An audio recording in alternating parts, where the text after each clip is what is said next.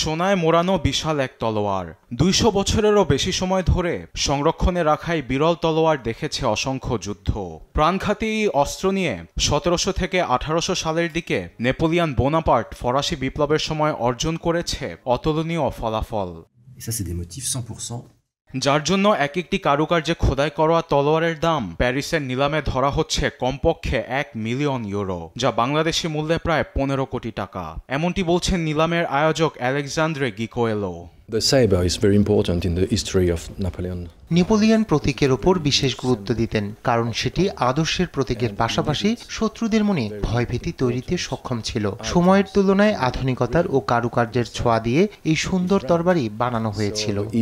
He has to be শুধু একটি নয়, এরকম ১৫টি তলোয়ার সে সময়ের সবচেয়ে ভালো কারিগর দিয়ে বানিয়েছিলেন নেপোলিয়ন। তার সেনাপতিরা রণক্ষেত্রে সবচেয়ে ভালো ফলাফল অর্জন করলে তারা উপহার হিসেবে পেত এই তলোয়ার। Donc on va utiliser à l'époque tout le répertoire. জীবন বাঁচানোর জন্য রুশ জেনারেলকে তলোয়ার পুরস্কৃত করেছিল নেপোলিয়ন। আবার ডিউক অব অ্যাঙ্গুলেমে দখল নেওয়ায় তিনি মার্শাল গ্রাউচিকে তলোয়ার দিয়েছিলেন। Vous avez tout le répertoire antique classique. নেপোলিয়নের এই তলোয়ার মনে করিয়ে দেয় তার বিচক্ষণ বুদ্ধিমত্তা ও রণক্ষেত্রের কৌশলগত পারদর্শিতা। আরবেদ আফসার, নিউজ ডেস্ক, দেশ টিভি।